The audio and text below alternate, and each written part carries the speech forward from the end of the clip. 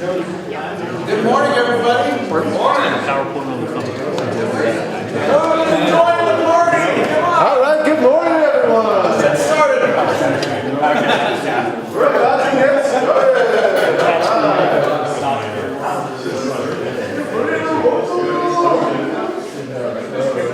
Welcome to 1 Million Cups, everybody. We're glad to have you here today.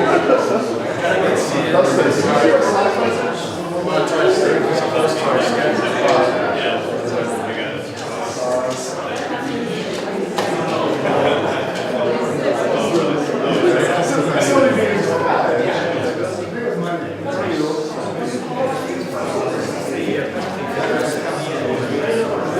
Good morning, everybody. Let's go ahead and get started so we don't get out of here too late. We want to respect everybody's time. Welcome to 1 Million Cups. 1 Million Cups is an organization founded on the principle of sharing a cup of coffee across the country and in our communities, talking about some of the great entrepreneurs in our community, some of the great organizations and what they're doing in our community. And we're really excited to have everybody here. 1 Million Cups obviously is a cup of coffee, and this week we've made possible without our coffee sponsor, which is Soulwater Coffee.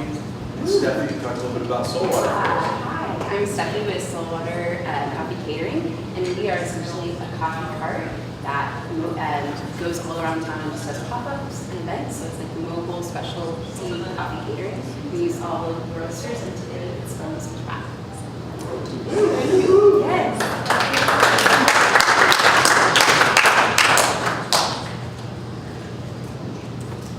So our two presenters today are Launch High School and Big Brothers and Big Sisters. And so we're excited to get Launch underway. So Patrick can come up and I'm going to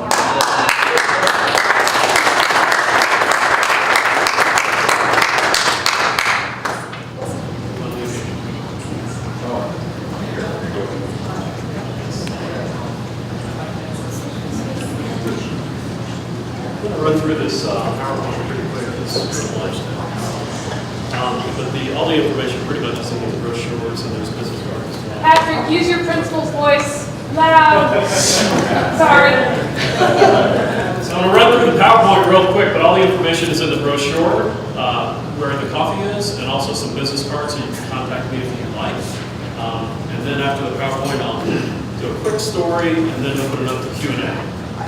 So here's our little tagline: the practical pursuit of passion and trust. Stand over here. Point it. Nick? Is it not working? I'm not sure if I'm pushing the right one or there. There we go. All right. So our mission is right there, word for word. But basically, opportunities, passion, and prosperity is what we're all about. These are our values. We use entrepreneurship to help kids find out who they are, self-discovery, and what their passion is, and then use risk, innovation, and tenacity to help bring that passion to fruition so that they're successful economically and socially. Our three main goals are to develop the student, to personally help them find or create opportunities, and then help that create a better community around us. Our core program is much like any other school. We have the four core curricula. Our entrepreneurship is kind of our fifth core. We have authentic application. So we're a culture of action, a bias towards action, not just learning about, but doing something with it.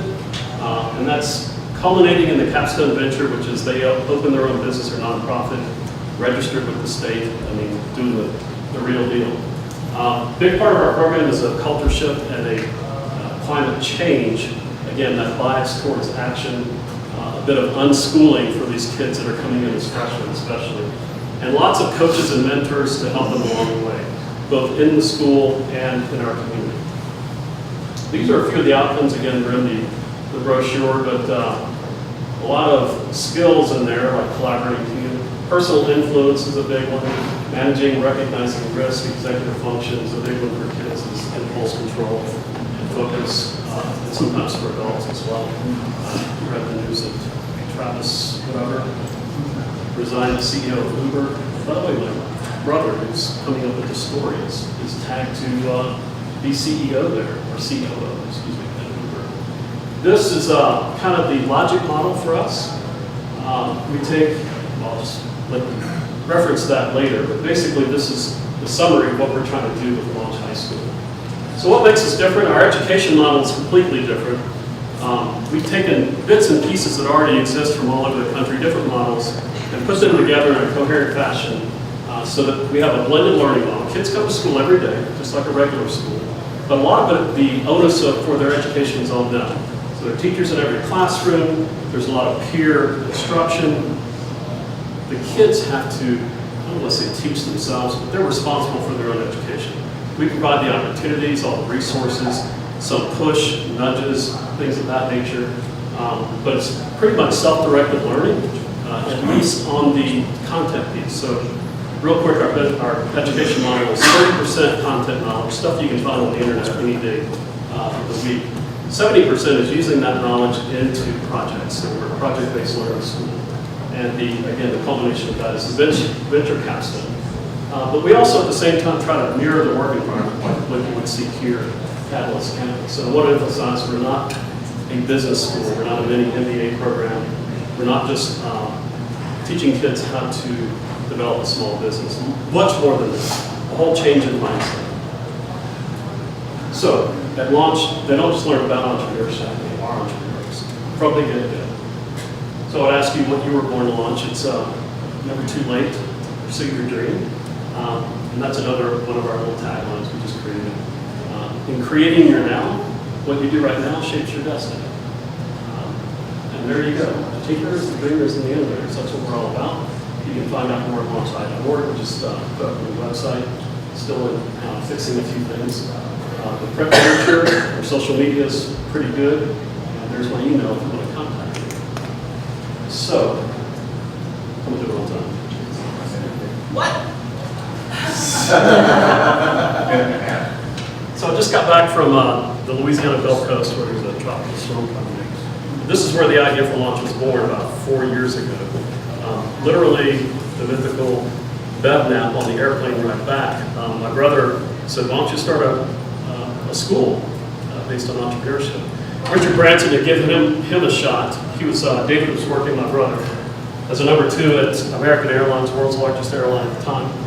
But it wasn't much fun just being the biggest, so he decided I'm going to do Virgin America. And in the midst of all that, he took a chance with me, really, and said, why don't we start our own entrepreneurship charter school? And now, really, we're taking chances with our students.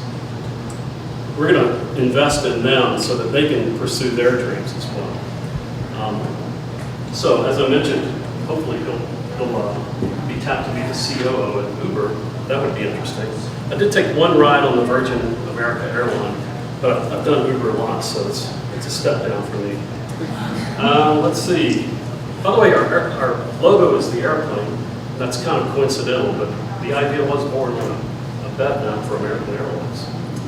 So, we just finished our first year. It was a rocky start. We recovered, kept calm, and carried on. And I think we're poised for some greatness in year 2. We've got better people in the right places, and we're ready to improve our program, especially on the entrepreneurship front. Lessons learned, a lot of truisms and cliches. They're all true, by the way. And yeah.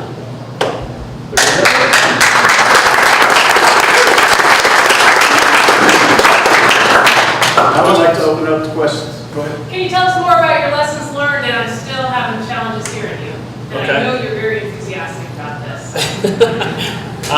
Lessons learned. Well, as I said, the truisms, I mean, some of the business stuff like cash flow, cash burn rate, all that's very, very important. You don't realize how important until you're in the middle of it.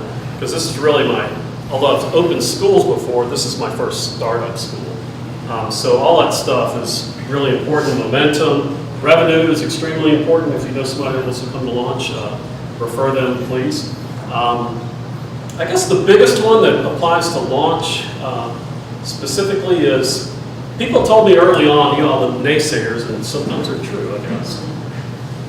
Education and entrepreneurship don't mix. There's just totally different mindsets, especially the organizational piece. Education is all about safety. It's a play not to lose mentality of let's just keep it safe, let's stay open, kind of that American Airlines, let's just be the biggest, not taking risks. So it's a big shift for us to try to open up this entrepreneurial bubble in the education realm. And I think we're doing it, it just takes time. With students, changing that mind shift, that unschooling, that 8 years of sit and get, information transfer, and also with the staff. You kind of have to hire teachers. You can't just throw professionals in a classroom with 30 kids and expect them to know what they're doing. So changing the mindset for teachers as well, that let's take some chances. This is an opportunity, right? This is not just a school where you come to work from 9 to 5 or 8 to 4, whatever it might be. That's the biggest lesson learned. How much will the legislative change of fully funding charter students as much as public school students have an impact on you guys? That was a big win for us. We had all of the people that we could reach writing letters to, I think it was the Speaker of the House or the committee chair. It's pretty big. I mean, for us, we're a small operation, so the increment is small, the marginal increase. But overall, you know, we take these baby steps and keep getting full funding. The next thing down the pike is maybe vouchers, and with the boss at the education department, that may actually happen. It's been a big battle in Castle Rock for, gosh, a decade, something like that. Does that sort of answer your question? Yes. So Long time no see. So the teachers, when they come in, you know, it seems like a whole different mindset from traditional lesson planning. What does that look like? So our education platform takes care of a lot of this because it's pretty much set up. The knowledge content is already in the system. The playlist, the references, the resources, all of that stuff. And the students are primarily self-directed. The teachers make up the projects surrounding that curriculum. So project-based learning is a little bit more common now in education. So when and that's another truism, by the way, is hire good people. It's extremely important, especially hiring for culture. You can train them, but hard to change their minds. So that's what we did at the outset is, are you adaptable? Do you like change? You know, do you like kind of the chaos, if you will? And we did okay on that front. Didn't do perfect, but I think we have the right people in the right places now. Yeah. Yeah. Yes, sir. Tell me about that mentoring piece of the program. Thank you. That's one thing that you can do if you like is we're bringing people into the school, but also at some point, we only had 9th and 10th graders this past year. As 11th graders, they're going to start going out into the community instead of us just bringing people in. And we want to match them up for internships, for mentoring that kind of aligns with their business idea that they'll be starting up as juniors.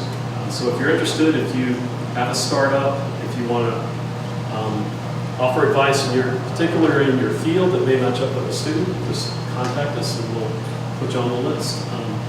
We also have coaches in the school. These are called personal learning coaches, kind of like counselors, but and a little bit on the social emotional front, but mainly helping the kids find out how to remove barriers for themselves. If they have problems with study skills or communications problems, working with other kids, we find resources for them and coach them through and over those barriers and hurdles.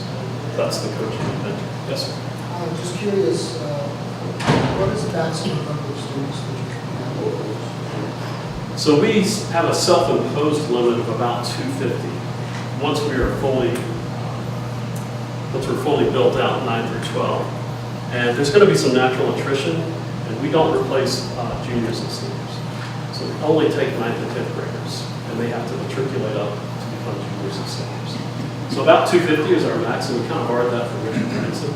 That at some point you don't know everybody in the same building as you, and that's just, it's How not do you helpful. like this school? How do you get the kids? That's tough. Because we're pretty different on all fronts. Entrepreneurship we're one of the very few in the country. Our learning platform is pretty different. It's last year we were one of, maybe 20 schools in the country. I think only the second one in Colorado to use this platform. It's developed by Stanford School of Education, the Zuckerberg Foundation, and some engineers at Facebook, and it's the best I've ever seen. So we are marketing those things, but I think the thing that sells us the most is that we're small, which is, the more people we get, that's going to be less attractive. So right now we only have probably for this year 75 students.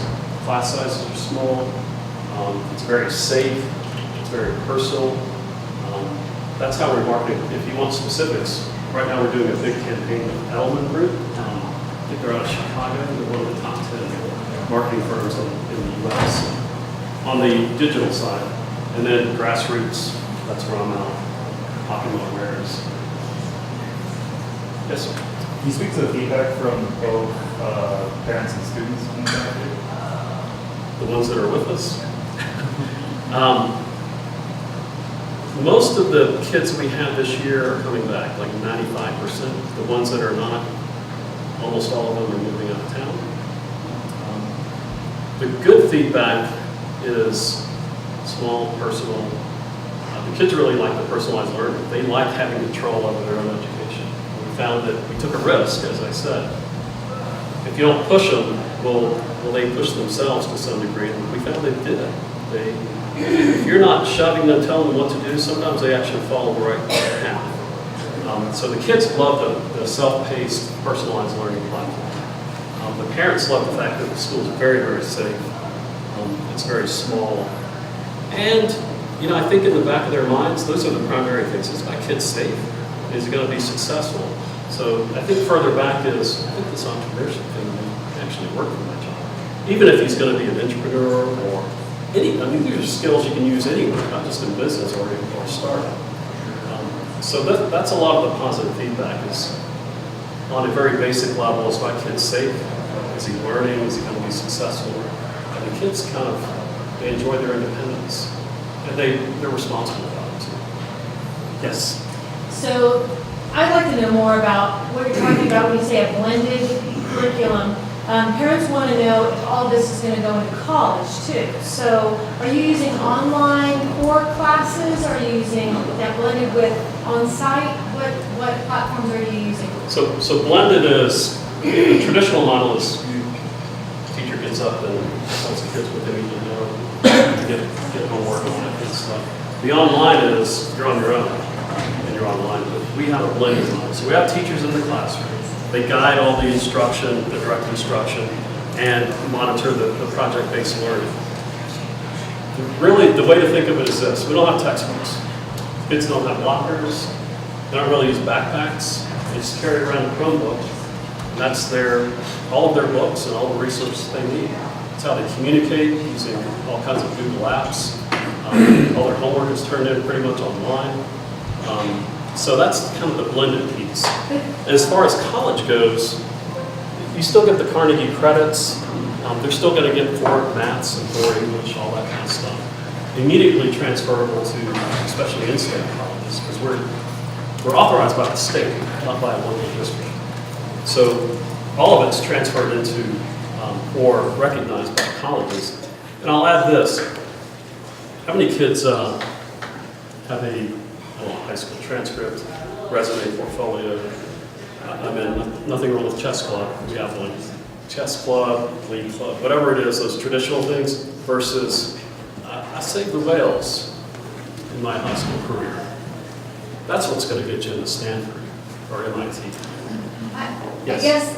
Thank you very much. I understand that whole concept of blended, but is there an online curriculum that you're using? Yes. Oh, that's the one developed by Stanford School of Education and developed with some engineers. And it has the content knowledge is actually on the platform, web-based platform. And then the projects are developed by the teachers in our school. So it's custom engineered, developed for these kids in our classroom. Does that help? Yeah. Close enough? Thank you. Yes. Yes. How do you track and monitor student progress? I mean, is it self-designed? I mean, they're choosing direction Is it a student working one-on-one with a mentor and set goals? Is it examination? Is it ACT test scores? How do you pretty much, when you're going back to the parents, how do you say, this is what their son or daughter has done, and this is why they're successful, and how do you monitor student growth? So in our 5 core, it's immediately available to parents, students, teachers. It's tracked second by second. So there's a kind of a timeline that, and you can go in and monitor in English, is he done all his projects? Where is he at in terms of content knowledge? How far along? And we had kids that finished 2 years worth of English last year. That's the benefit of the self-paced part. They can go as fast as they want. And that kind of frees up the teacher to provide more attention to the kids that need more help. So it's not everyone has to play to the middle. It's you can go as quickly as you want or get as much attention and help as you need. Not sure that. So the monitoring is web-based, and as far as the coaching and mentoring, the parents are involved in what the kids are going to select as their final capstone venture. And we monitor that through our coaches. Yes, sir. Do you offer any opportunities for students to study the fine arts? We do. So this is one of the drawbacks that students and parents talk about is we don't have a football team, we don't have a band. We're a very small school, we can't support that. I don't know if we have students for football at all. But Colorado law says if your charter school doesn't offer it, you can go to your neighborhood school and do it. So we have kids that go, middle of the day, they go to Palmer for drama and choir. They play hockey for Palmer. They play soccer for some private schools where we get a lot of our kids. We don't have an arts program, but we offer electives in like digital arts. We have people come in and do art classes, little seminars for 6 weeks, designing shoes and that sort of thing. So we don't have an art department back here. What's the demographic makeup of your school? How are you reaching out to minority groups or impoverished neighborhoods and that kind of jazz? That's a great question. We haven't been very good at it. We spent a lot of time and money, especially out in the southeast part of town early on. And we just found it was difficult for us to gain the trust of those neighborhoods. We're going through the community leaders, the pastors, and even getting their trust because these people are they're very family oriented. And so they want to make sure that they're not making any mistakes with their kids' futures, like all of us. But it seems like it's a little bit tougher for us to gain their trust. So we haven't done a good job at all. We're about 30% free and reduced lunch. We're shooting for 60. We're about, I don't know, maybe 15 to 20% minority. So we haven't done a good job there, but we're working on it. Because that's our mission, really. Provide opportunities for people that don't have it. You know, there's so many different people that are wired differently, personality types. Some are people wired. What would you see as a percentage of high schools across the country or high schoolers attending a school like this? Would it be 10, 20%? Over the long haul, where do you see this going? I guess is the question I have. Expanding? Yeah. Well, we're thinking about it, but we have our own, we have to set up and get this right first before we expand. A lot of people said, you know, you wouldn't have any enrollment problems at all in Denver. That's probably true, but there are a lot of opportunities there for kids around surrounding entrepreneurship, and Boulder and Fort Collins as well. Those are kind of hotbeds, and this is one as well. So we're looking, at least I am, looking for communities where there is this kind of burgeoning entrepreneurial culture. And this started about 4+ years ago, and I thought, we need to get on board with what's going on in Colorado Springs.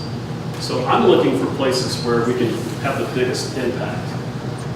I know we'd be successful in Denver, but I think other places need more.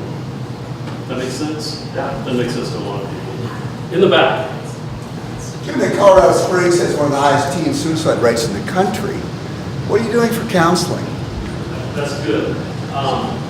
We actually have some programs that we use. We haven't had a big problem here. We're a small school, so kids don't get lost first.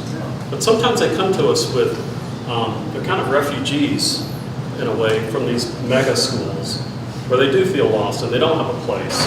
And we found that probably half a dozen students that joined us, that we felt like we're in that situation, completely blossomed at launch. Something I didn't expect to happen, but these kids became self-confident. They started kind of budding who they were. And the thing I'm most proud of about launch had nothing to do with and wasn't planned. It's this culture of, I'm different, and that's kind of the reason I'm here. Didn't quite fit in, right, in all the cliques, the usual cliques. But here, we're a collection of, they like to say weirdos, but I don't really like that term. A collection of individuals. So every single person realizes, I'm accepted here by a bunch of other individuals. I better accept them too, right? There's no cliques. I think we had one suspension. It wasn't nothing to do with interpersonal conflict all year long. So it is a problem. And kids come with some of those problems to launch.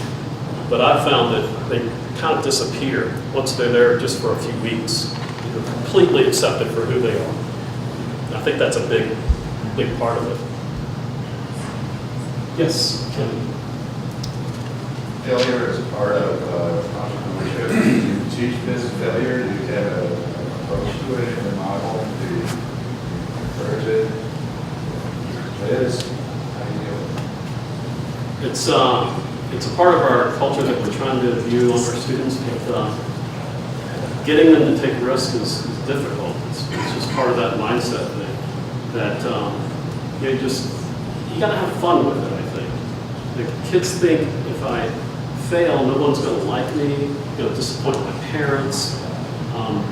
There's just a lot of pressure. I think that's probably the biggest thing about teen suicide. When you read about why kids take their own lives is disappointing their parents, the pressure, especially academic pressure, and that kind of goes with that risk that we took. We're not going to push you to accomplish these academic goals that as a school and as individuals we want. We're going to set the goals out and give you a path and see what you can do. That takes the pressure off, and actually, again, our test scores, I gotta say this carefully. Overall, our reading and math scores are higher than District 11 high schools. And those are the only schools we can really compare to. Not just an achievement, but how much they learn throughout the year, the growth. So it kind of, in my mind, is a validation of our approach and our risk-taking with the students. We could have just pushed these kids so that we were successful as a school, but the kids wouldn't be successful. So we took a chance that they would do really what they want to. We did a carrot approach and not a stick approach. Okay, we have time for our last extra special question. What can we do as a Colorado Springs community to support Launch High School? The mentoring and coaching is coming into play now. So if you feel like you have something to offer, I can't guarantee you that you'll get in to be a guest speaker or that we'll have a kid that's in your area. But that's one way you can do it. And we can just have you on our list of supporters, and we'll find a place eventually. The other thing is, if you know kids that would thrive in this environment, just refer them over. We're going to have open houses, and we have information meetings. This is a bit of a downtime for us, for all schools. But starting in mid-July, we're going to have information meetings twice a week, tours. I'll tell you the thing that sells kids the most is when they come in for a half day or a full day of shadowing, they make instant friends, and they never look back. They come back the next day enrolled. So we just got to get the word out. And we're doing it on the digital front. We're trying to do it on the grassroots front. But the biggest thing that sells a school is word of mouth. I heard about the school. I think you should check it out. Those are the two biggest things. Thanks for asking.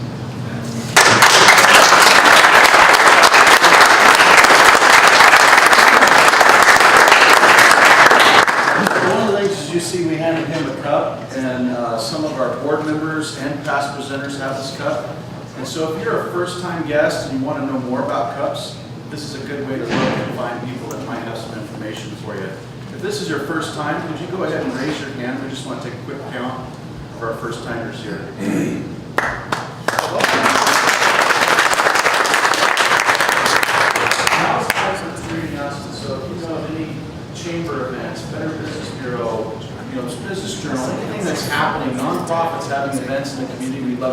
that now. So if anybody has any events, please stand up and let us know what's going on in Colorado Springs. Tomorrow night is pitch night. It's a fun environment where you can hear about young startups. I will actually be pitching tomorrow night, so I'm really invested in it this time around. But come out. Free pizza and beer, 5:30 to 7 o'clock at Central Co-working downtown. So guys, I'm Nate Schwartz with Dreamscape Productions. I live stream 1 Million Cups whenever I can.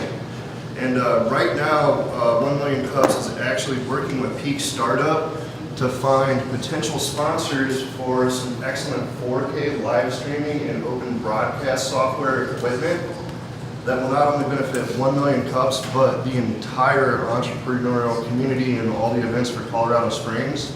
So of course, if you go to these sponsors with better engagement and numbers, stuff like that, better chances of meeting our goal. So if you do want to help us and are interested in helping us achieve that goal, just please follow 1 Million Cups Colorado Springs on Facebook. Just spread the word of the live streaming, and most importantly, where we're hurting the most right now is subscribe to us on YouTube.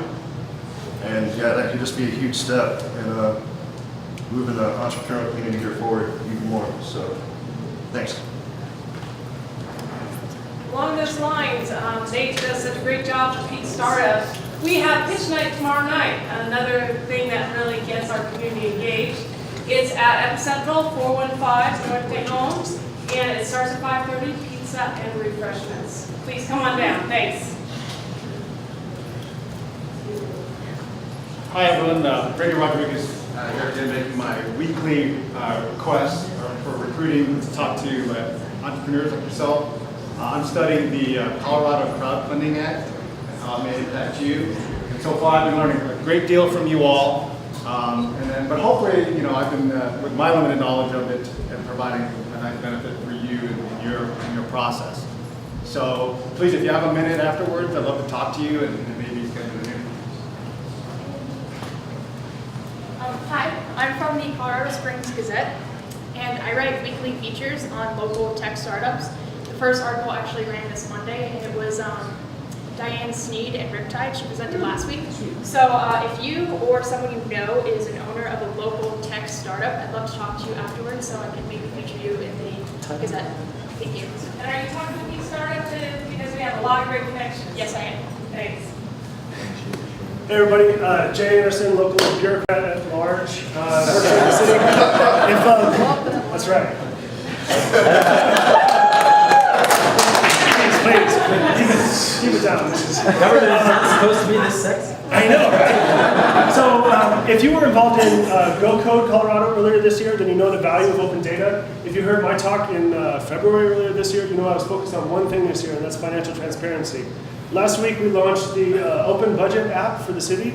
So all of the city's budget and year-to-date spending is now available. It's open data. You can download it. You can write apps against it. You can explore it. We're going to take further steps, but this is the first step for the city.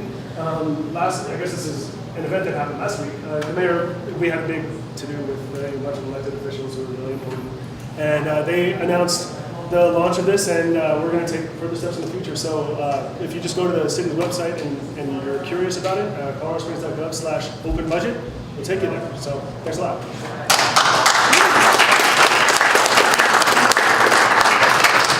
All right, next speaker up is Big Brothers Big Sisters.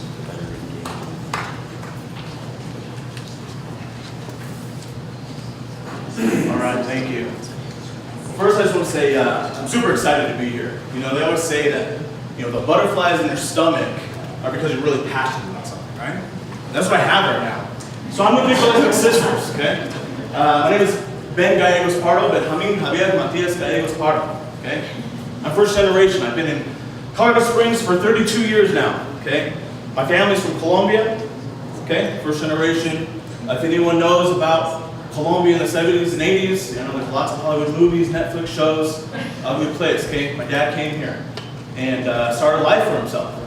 Chose Colorado Springs, okay? My mom's Mexican-American, and her dream was education for everyone, okay? So I have the entrepreneur side, my dad without any sort of education, came here, started a multi-million-dollar business. Okay, and then my mom said, You need to be educated. You need to go to college. And that was always the internal battle at home. Do you go to school? Do you work hard?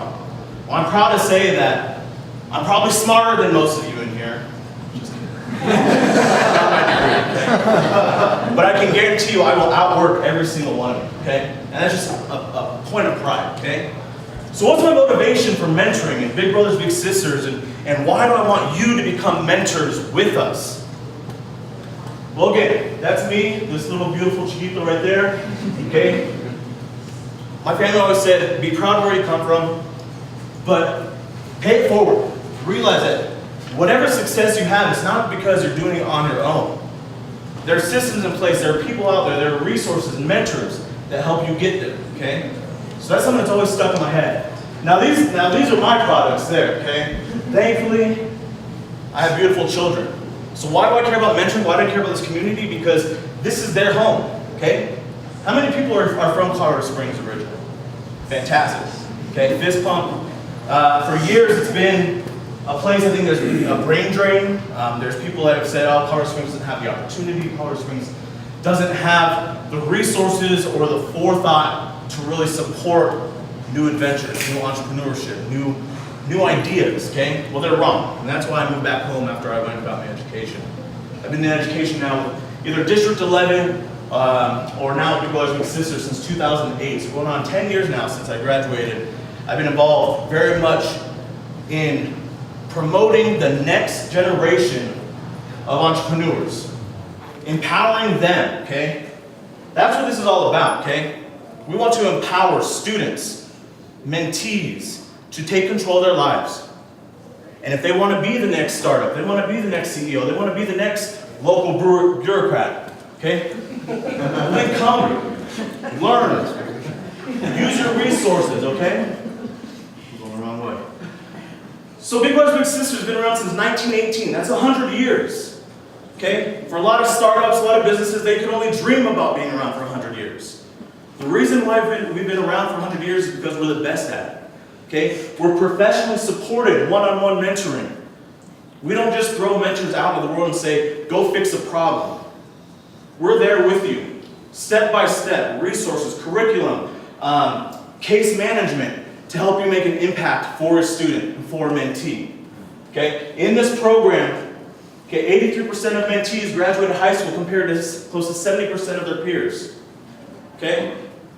In this program, 75% of mentees who graduated high school enrolled in college compared to 55% of the peers. I'm going to talk about the numbers because it's who are you working with, right? Okay, 91% free and reduced lunch. That's the big one. Yes, every student needs a mentor. Every student needs support. The reality is there are some communities and some demographics that don't have the same advocacy, same access to support, and same systems in place. And that's who we're working with. We're in the southeast side of town. Okay, 71% Hispanic Latino, 14.5% African American, 30% English language learner. Okay, we're going to them. We're partnering with the families, the communities, and again, empowering them. Okay, you can see on TV all the time about the issues in the inner city or the urban plight, whatever it might be. They say, oh, if we just throw money at it, we just vote for this. Oh, we are going to go and fix it for them. No, that's not how it works, okay?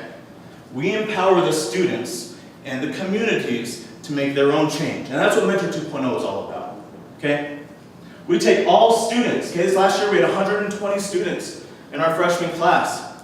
And we paired every single one of them with a college-educated mentor, okay? So instead of the national ratio of 471 students to one counselor at a school, that is a national average, okay? Now you're having one person working on one dream, one aspiration, and one thought process, okay? 55% of these kids will be the first generation high school graduates and therefore college enrollees. And I want to hit on the fact we're not pigeonholing students into a college or university. Okay, for some kids, maybe a 2-year program is better. For some students, maybe they take pride in the skill and workmanship that their family has worked for years. So we're empowering them with trade skills and going on and getting certifications, joining unions. The key is have a post-secondary plan for when you enter the workforce after high school. I'm a believer in higher education, university, so I'll push them, okay? But really we want to close the gap.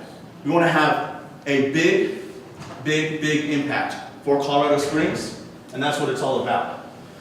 So, take this down. Pull out your cameras, take a picture. I'm really here to talk to you about becoming a mentor and empowering this city, these students, to take control of their communities and make an impact for Colorado Springs. Okay?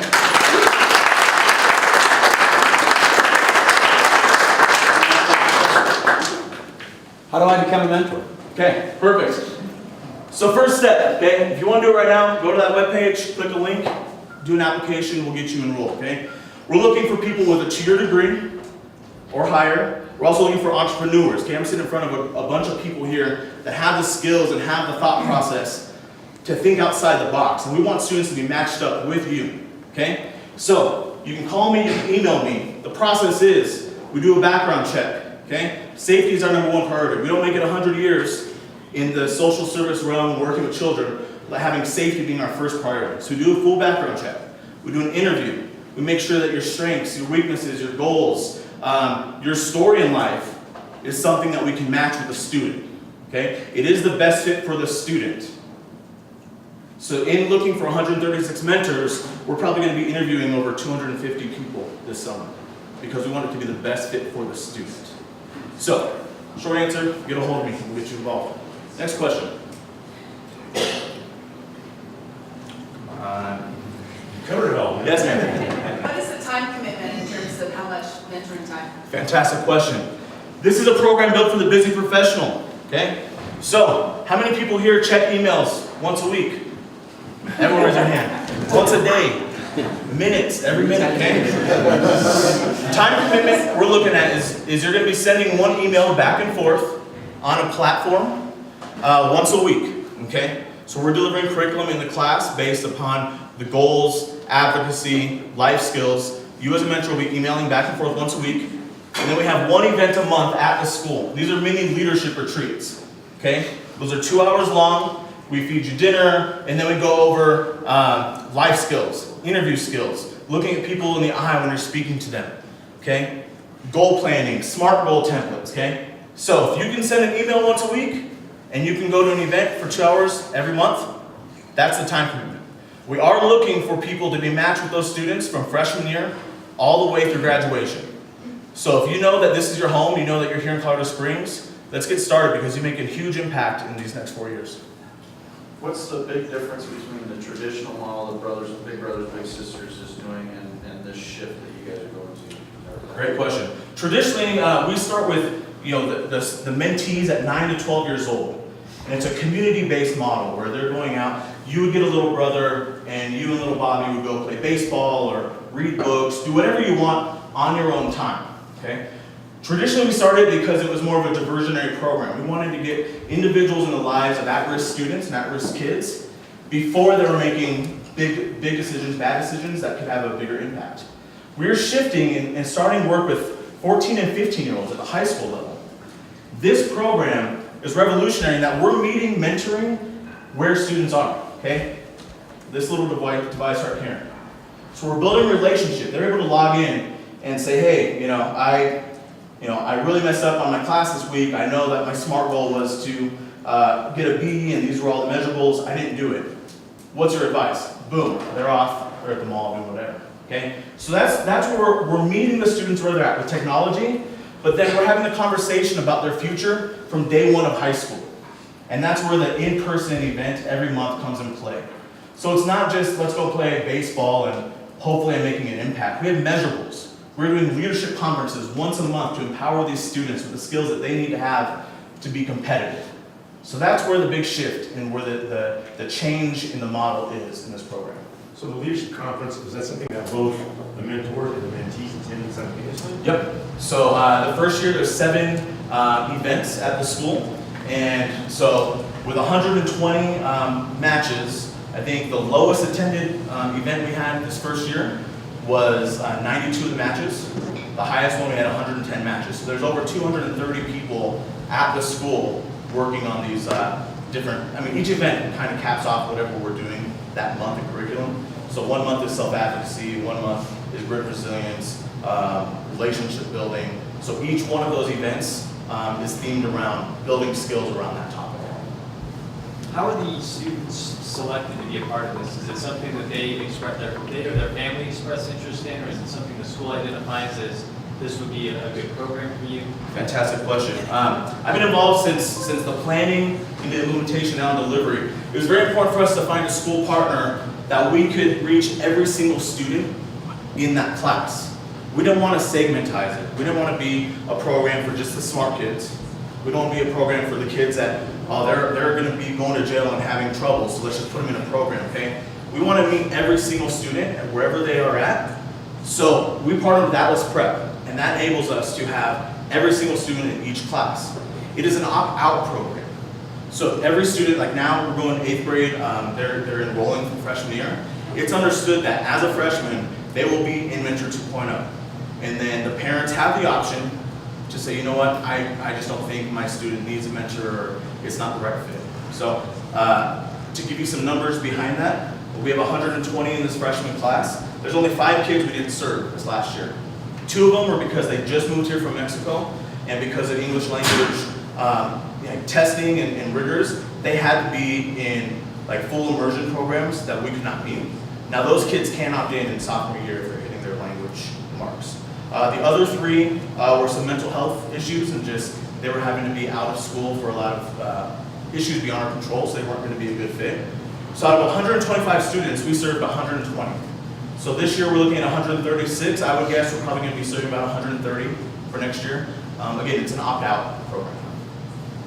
So the word mentor has a big connotation to it, and I like what you guys are doing because it makes it more accessible to people who are busier. But I have to say the thought that enters into my mind is, yes, I can do that. That fits my time frame, but is that enough time to actually make a difference in somebody's life? That's a great question. That is probably one of the biggest challenges for our mentors, and I think because we are recruiting people that are very driven and very, not everyone's type A personality, but want to see results fast, we have to pull back the reins and say, we don't define success on graduating and going to Harvard, right? Okay, we're defining success on whatever within your match your goals are set. So it's baby steps within that relationship.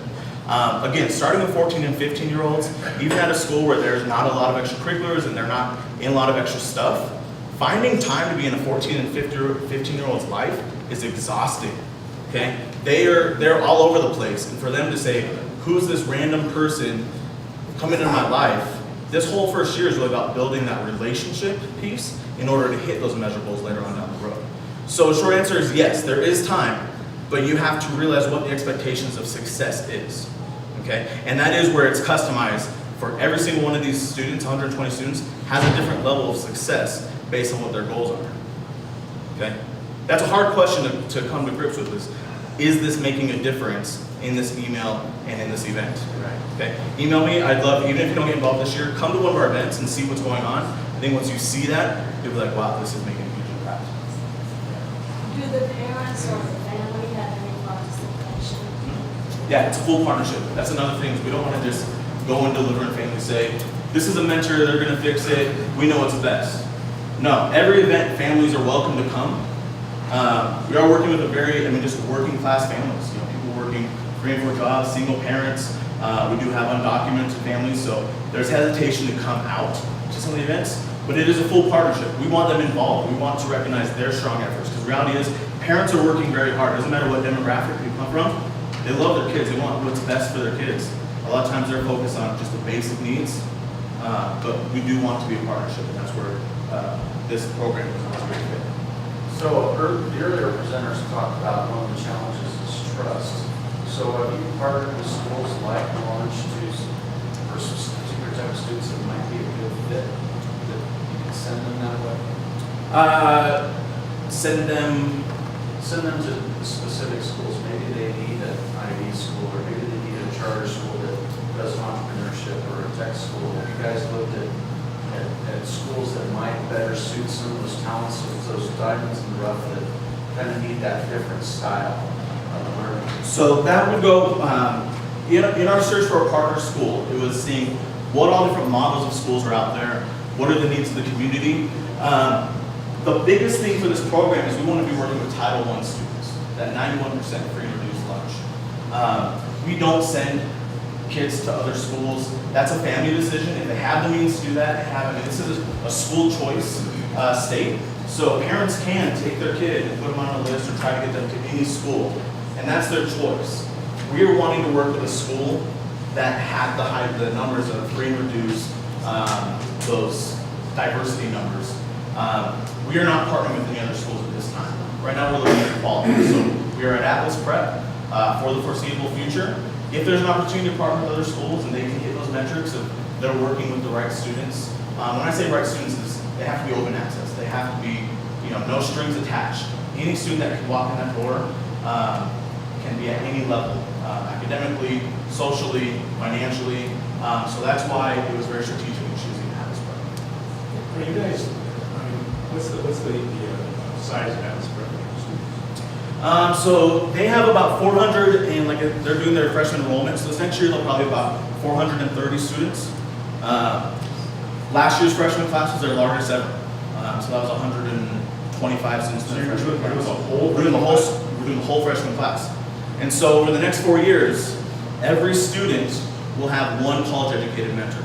So last year's freshmen are moving up into sophomore year, and those mentors and mentees are going into the sophomore curriculum, and we're taking on the next freshman class. As those two classes move up, we're taking on the next freshman class. So it truly is a whole school model. And this kind of goes back into school selection, because we wanted to find a school that was open to us working with every single student. There were some schools in District 11, District 20 that said, oh, we love this, but we want it just to be for these students because they're failing all the time, they're getting in fights. We want you to fix them. Or we want, for these students who are on the IB track, we want to get them into college and add something to their resume. It wasn't about that. It was very important to have the whole school model in place. Yes? I'm curious, since you're pairing up through the school, does your mentorship span through the summer as well, or does it go on a break in the summer like the school? There's a summer break for a couple of reasons. When kids are out of school, it's super hard to track them down. I mean, we're not there to remind them, hey, log in, mentor, or message your mentor.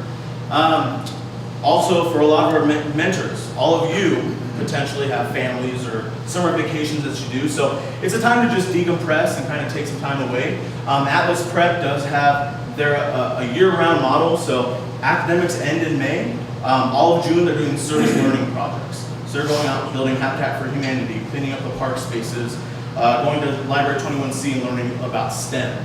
So they really only have about 3 weeks off of true summertime. So we don't want to just bog them down by adding something else in the summer. We want their brains to take a break. So it is a break then? There's about a month and a half break in that internship. I think I saw here, and I know you had a question as well. Just out of curiosity, with the college-educated mentor, I'm kind of curious what the mindset is of that, just because I do know plenty of entrepreneurs who aren't college-educated who would be a wonderful asset to something like this, but... Yeah, honestly, it's not a hardline college-educated. We also look, if you've started a business and you are an entrepreneur, we want you to come and share your story, because maybe you started college and you realized early that wasn't the right path. And if you can show that you've gone on and been successful, we will accept you. As far as just our general net that we're throwing out there, that's a way for us to differentiate and bring in people. But if you feel that you have something to offer, we want to talk to you, because I think in this first class we have about 8 people that didn't meet the college, they don't have their degree. They might have started, they might have 60 credits, but they've gone on to own their own agencies, businesses, real estate companies, and so we accepted them because they did have valuable stories to add to the students. So you mentioned the students who are new to the country in English language learning, that not being able to be part of the program. Is that more because there aren't mentors who speak the native language, or is it more because of the time commitment and immersion? It's more so, I would say it's mostly because of their requirements from Title I, and then what they have to go through to meet language. They have to be X amount of hours pulled out of the classroom. So even if we have them in the program, they would be pulled out so often because they're getting their English immersion classes. We do have right now, about 10 mentors that speak Spanish at this school. I know there's other languages spoken in the city. This school, Spanish speakers, okay? So we do have mentors that do speak Spanish, and yeah, we'd love to have more. But on those students who weren't able to serve is because they're having to meet certain core requirements on the state level, like you have to go take this amount of more time. Yeah. Am I understanding correctly that this is a test? This is a test? This partnership is a test for this program. Upcoming March. No, it's not a test. As far as this program and its model, it's been around since 1999, started in New York City. So there's data to support everything that we're doing. And going back to, am I making an impact? I'll have a conversation with you and show you the numbers of the impact of this model. It is not a test. This is our first school in Colorado Springs. And like I said, for the foreseeable future, it's our only school, just because we want to focus on quality, not quantity. In Denver, they're moving into their 4th year of their program at Sheridan High School. They're looking at building a 2nd school in Denver. Now that they've gotten one full school cohort established, they're starting to explore other schools in Denver. Once we get to year 4 of this, we'll start looking at other schools as well. Okay, we have time for our one last special final question. Who would like to ask that? What is this special question? A special question. Come on, somebody's got to volunteer. Okay. Yeah. What can we as a community do to support you, Ben? Fantastic question. Get off the sidelines. And that's said with a lot of respect for what you do, and you're very busy and you're very actively engaged. The fact that you're here says that you care about this community. But get off the sidelines and become a mentor today, okay? We need 136 mentors for us next year, okay? It's easy to get mad at the headlines in the news or to sit there pounding your head against the desk. How am I going to fix my community? The answer's right here, okay? Get off the sidelines, become a mentor. Okay, if mentoring is not the right step for you, I'll also say get involved with us on organizational standpoint. See how you can support us. Okay, I wouldn't lie if I said we don't have monetary needs. Okay, we do. It costs money to provide myself, our services, the support to these students. So become a mentor or get involved with us in some way. Okay, but really get off the sidelines, become part of the change in Colorado Springs. Good job.